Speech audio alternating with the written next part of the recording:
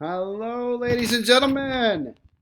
You are at the final step of your project, which will be to use your creativity and answer your driving question. So, today I just wanted to go over this with you so that you understood what was expected of you. So in our final project, we've been in social studies. We've been learning about some major causes of the Revolutionary War and just how that affected people and the colonies. Okay. What you are going to do is you are going to choose three different ways to represent what you've learned from the choices below. The sky is the limit. So if you have one other idea or other ideas about how you would like to represent your learning that are not listed here, please let me know. We can talk about it. Or if you're not in my social studies class, let your homeroom teacher know or let your social studies teacher know. I'm sure they would be willing to talk with you. Just come with ideas.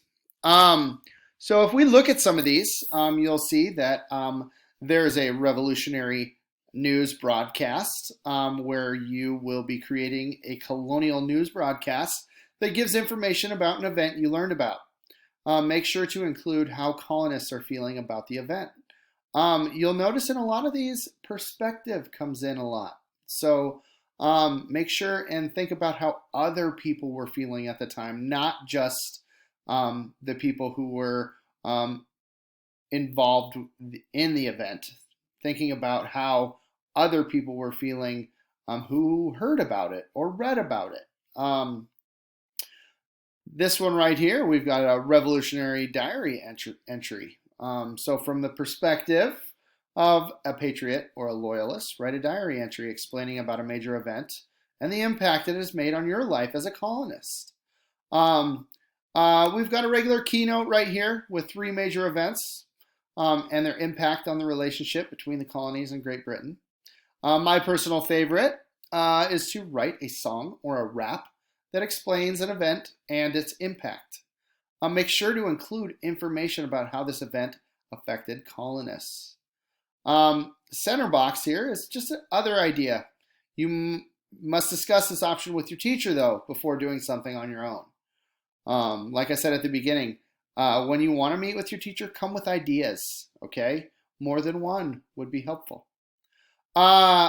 We also have a Colonial newspaper article. Create a front page newspaper article explaining a major event. Include thoughts and ideas from the voices of the revolution. Acting out a scene. You can act out a scene from one of the events. Make sure to include a patriot's point of view and a loyalist's point of view. We've also got a wonder bubble included in here. Some of the wonder bubbles we've done so far have turned out amazing, and they are so nice and very informative. So that's something that you could also do. And then I also included an artistic comic or graphic novel for all you artists out there. If you want to create and illustrate a comic or a short graphic novel that tells about an event and how it was part of the cause of the Revolutionary War, that would be awesome. Make sure and include the patriot and loyalist perspective in that as well. So all in all, guys, we want you to be creative. We want you to have fun with this, but I also want to see that you understand all of the acts and all of the reasons, and that we can tell that you understand what caused the Revolutionary War. In your final project, we need to make sure to answer the driving question. We want you to be creative, okay? Use your ideas to create something awesome. We know you can. Do your best work. You'll be sharing this with other people. They will see it. Show us what you have learned. Don't just answer the questions. Lately, I've had a lot of just answering the questions. I'd love to see you show us what you know. And then lastly, and as always, ask questions if you need help, guys. If you need help with anything, we're here. Final piece on this page here is the rubric that we'll use for grading. We're going to be conducting short research projects, which is basically what we're doing. We're also going to be creating an individual or shared multimedia work or digital text for a specific purpose. And then lastly, we're going to be identifying major conflicts between the colonies and England following the 7 Years' War and explain how these conflicts led to the American Revolution.